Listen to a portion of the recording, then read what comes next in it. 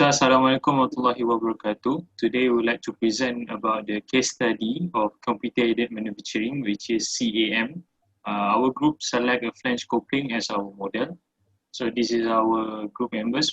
The first one is Muhammad Irfan Faiz, the second one is Muhammad Hadri, third one is Azmirul Hakim, and the last is me, Muhammad Farhan. So, now I would like to proceed with the introduction to our project. So what is computer-aided manufacturing, CAM? So CAM is the use of software and computer control machinery to automate a manufacturing process.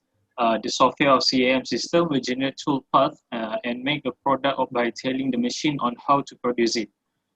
CAM and CAD, which is computer-aided design, are important for each other. CAD was more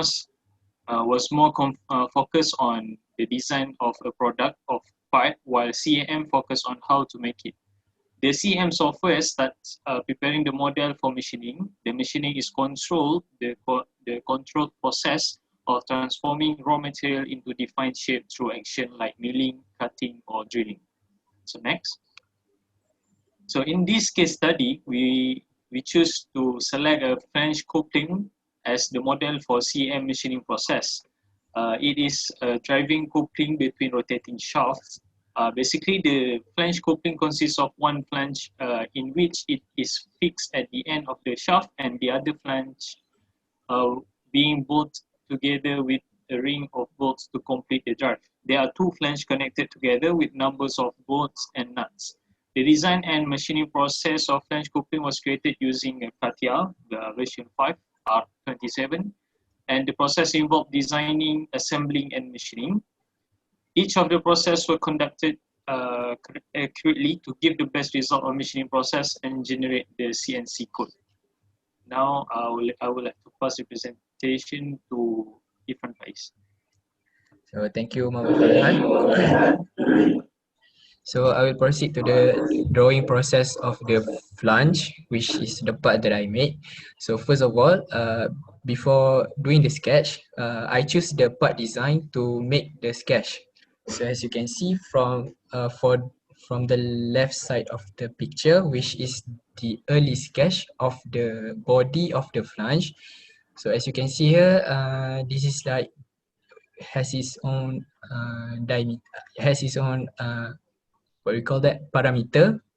As you can see, there is 25, there is 150, 50, and so on, and which is all in millimeter unit. So after we sketch this flange, so we exit the workbench and continue to use the shaft function to make it as in figure at the right side. So for the next design, for the next sketch, which is the pocket of the flange. So basically, I draw the circle on the body of the flange and exit the workbench and use the pocket function to make the pocket over here, as you can see on the right side of the picture. So as the flange has 6 equal size of circle with equal distance, so to make that happen, I will make the circular pattern to draw another five circle instead of making them one by one.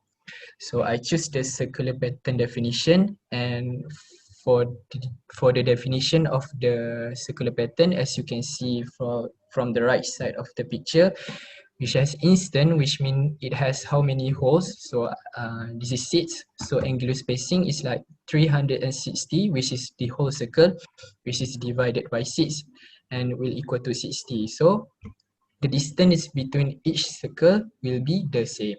And for the reference direction of the circular pattern, I choose x-axis. So I think that's quite simple sketching of a flange. So next, I think Hadri will explain about the next sketching. Thank you. Okay, thank you, Irfan. Okay, so for the next part is nut. So here is the picture of the drawing process of nut. So the first step when we want to designing a nut, we must sketch the body of the nut. So here is the body of the nut with its own parameter, which is the diameter of the hole is 20 millimeter and the length of the nut body is 34.5 millimeter. Okay, then after finish with the sketching, we exit the workbench and then we select the pad definition command to pad the 2D sketch become the 3D model. Okay, so for the padding, for the pad definition, we must input the length of the nut that we want. So in this process, we select only half of the length from the original length, because later we want to mirror the nut so that the length will be doubled. Okay, next. Okay, then after finish with the pad of the nut, then we are selecting the YZ plane to draw a groove at the edge of the nut. Okay, so to do this, we are select on the YZ plane and draw a triangle with a 30-degree angle on the edge of the nut.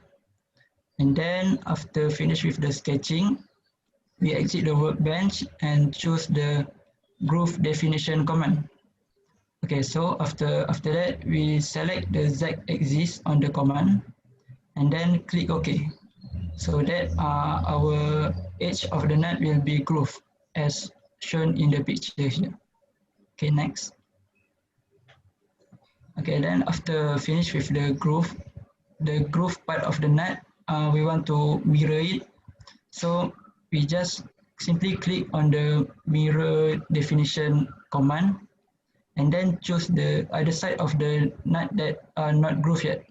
Okay, so the side will become the other side that have been grooved. Okay, so I think that's all for the designing the nuts process. Okay, thank you. So next will be proceed by Azmi. Okay, so for the third part, we have a bolt. It consists of two parts, which is bolt head and bolt body. So as for the, you guys see here, it's for the bolt head.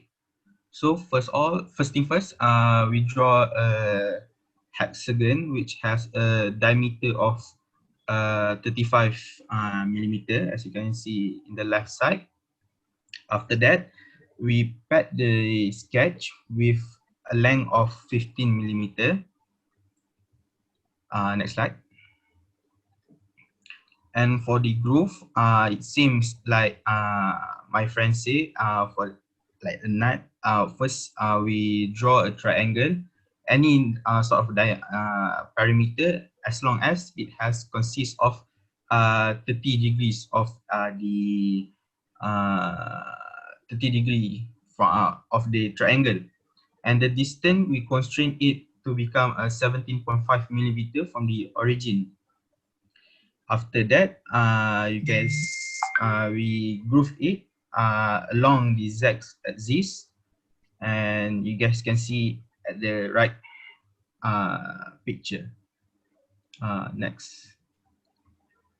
And for the bolt body, we draw an complete rectangle. As you can see at the left side picture, we have 90 mm of the height and 10 mm of the width of the bolt body, and then we shaft it along the V direction. Next slide. I think that's all. Yeah, thank you.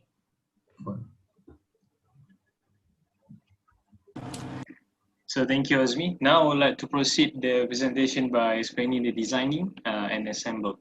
So these are three components that are important to make the flange coupling.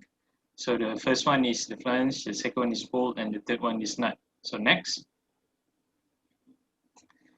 So this is the design and assemble part, which is the first thing that we must do is to all the parts of the flange coupling was assembled in the assembly design under the mechanical design, and then we we put all the component inside the assembly design by use the existing component, and also we we make the parts place into the correct direction and also place by using the manipulation icon.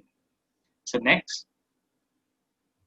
So the firstly, the flange are connected, are then constrained with each other, with center at the center of the hole, the big hole, using coincident constraint to make it placed at the right position. So then the flange were connected with each other by using the contact constraint. So this is the two of the picture. The left one is how we do the coincident constraint, and then to make it contact, we use the contact constraint. Second, next. So next we we put the nut to be connected at the small hole of the flange. So the step is already same as before. We using coincident constraint, contact constraint, but we add a reuse pattern to make the nut available at every small hole of the flange. So firstly, we constrain the center of the nut and also the center axis of the small hole to make it at the right place, coincidence, and then we make it contact by using contact constraint, and then we use pattern at one of the hole to make it available at every hole, so that the nut will available at every hole that we want. So next. So lastly is the bolt. So how we make the bolt connected is, first the bolt was connected at the small hole of the flange. The steps are the same as before by using the coincident constraint at the center of the small hole, and the bolt was selected to make it coincidence to at the right position. Then the bolt was contacted with the surface of the flange by using context constraint. And then the reuse pattern was used to make the bolt connected at each of the small hole of the flange. So the step was done by selecting the bolt and also the small hole, one small hole, any small hole to make it available at each part. So this is how we make, this is how we assemble the flange coupling. So next, I would like to pass it back to Irfan.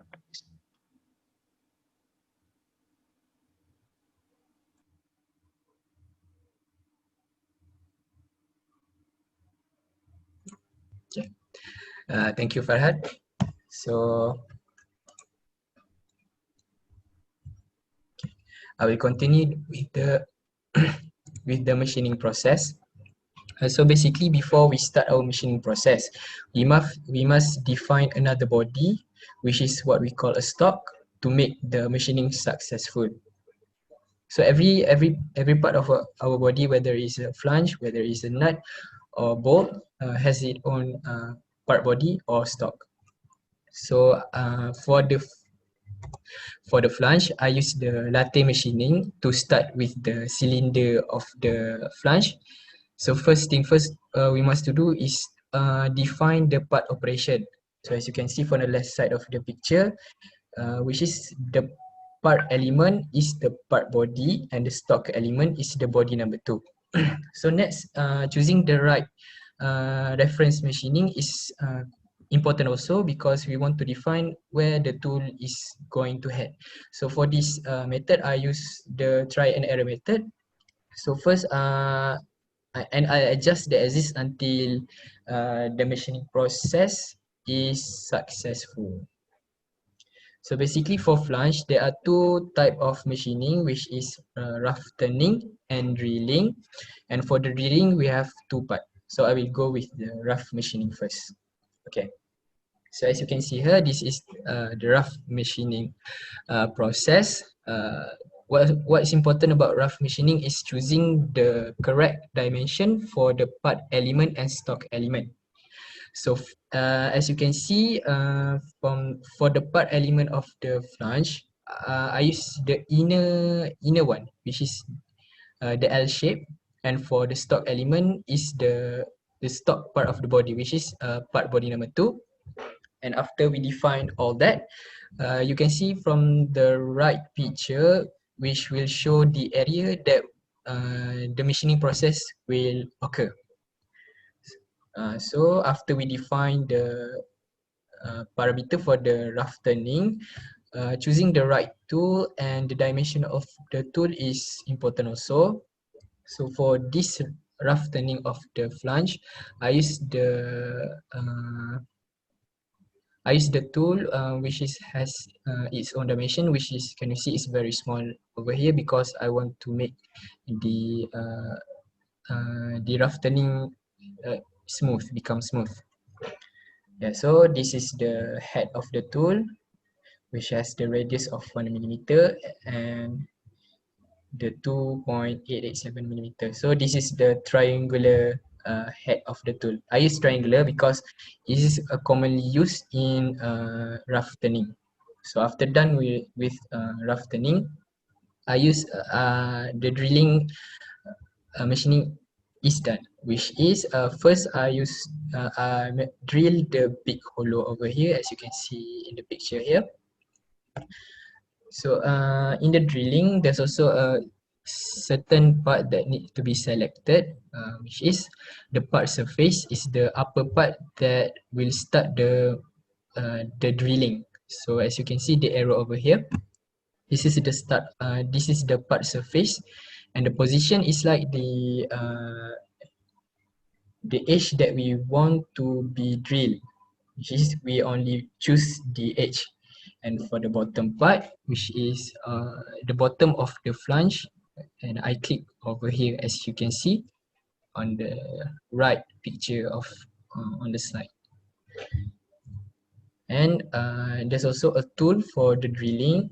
So to make it easier, I'll make it big, so the drilling will go one time. So the tool for the drilling is called end mill tool, which you can see from the figure, which is the name is end mill, and this is the definition of the end mill. Actually, for the nominal diameter is 100 millimeter, corner radius is 0, overall length is 350 millimeter, cutting length is 170, and so on. And I will proceed to the drilling number 2, which is the small 6 hollow around the flange. So this is basically the same step as the first drilling. It's just that the difference is this drilling has 6 holes. So for the position, we choose the edge of the 6 hollow, and automatically the line, as you can see on the left side of the picture, can be seen. So for the bottom of the drilling, we choose this, as you can see on the right side of the picture. And for the 2-dimension, for the tool, I also use the end mill tool, and this is and the dimension, as you can see on the picture, which is the nominal diameter, is 20 millimeter, because the diameter of the pocket is 20 millimeter, and its overall length is 100 millimeter, and so on. So after we done with the drilling and the flange machining with the rough turning, so this is the final product of ours. So let's take a look at the video. So first, it started with the rough machining. So basically, rough machining is done first because we want to make the simulation for the drilling is visible. Okay, this is the big one, and this is the small 6 holes of the flange. So basically, that's all for the flange, and okay, that's all. I think we should proceed to the machining sequence of the nut battery. Okay, so thank you, Irfan. Okay, so for machining process for nut part, so we started with drawing a stalk, which is another body on the nut. Then for the part body, we choose the flange Flange, we choose a part body like the picture here, and for body 2 we choose the picture below the part body. Okay, next. Right. Okay, then after drawing a stock and defining the stock, then we are going to do the facing for the nut for the stock. Okay, so we simply click on the facing command, and then we define it. Then we select the region which is the top of the stock and the faces around the nut. So for this part, we are using tool T1 and mill D10 with diameter 10 millimeter. Okay, next. Okay, then after that, we are moving to the next process, which is drilling. So drilling, basically we are going to make a big hollow at the center of the nut. So we are clicking on the drilling command, and then we are selecting the region of the drilling part. So for this process, we are using tool mill D10 with diameter 20 millimeter. Okay, next. Okay, then we are using profile contouring for making the shape of the nut. So at this process, so we select the region according to the picture shown on the slide. Then we are using the tool D and mill D10 with diameter 20 millimeter. Next. Okay, so for the last process, we are using isoparametric machining, which are basically functioning in making a groove for the stock, the groove on the stock. Okay, so we are select the isoparametric command, and then we select the region that are shown as according to the picture here on the slide. Okay, so then we are select the tool that we are going to use, which is Enmil D10 with diameter 0.5 because we want to make it the surface become smooth. Okay, next. Okay, so here is the final product of the nut. Next. Okay, so this is the simulation for the process.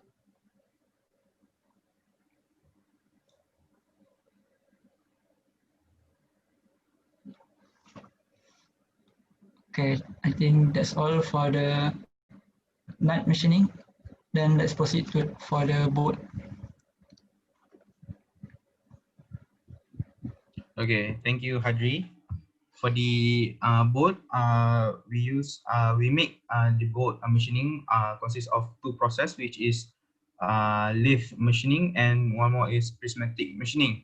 And for the lathe machining, we make it as usual.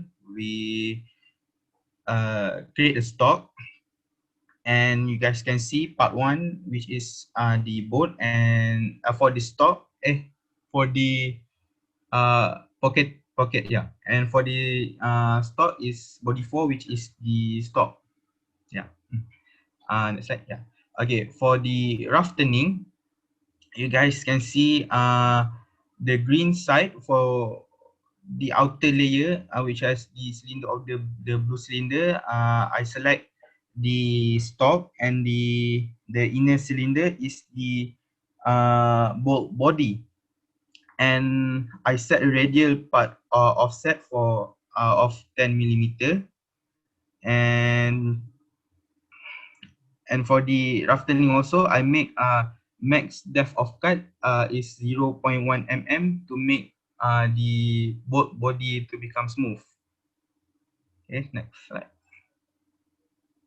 Okay, so these are the video of the bolt body machining, but it is quite a long video because I make 0.1 max depth cut. So maybe we just can skip this video. Yeah. All right.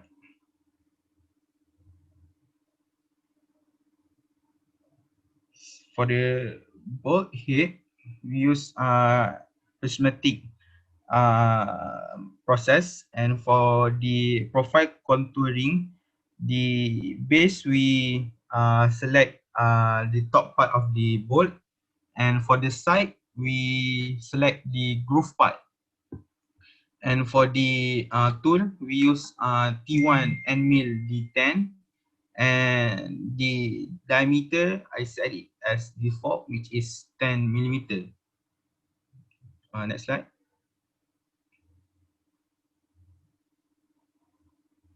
Uh, uh,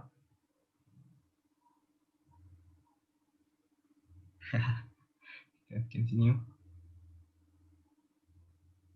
Okay. For the last part, I use isoparametric machining. Same like nut, and yeah, same. It's a little bit same. Next slide.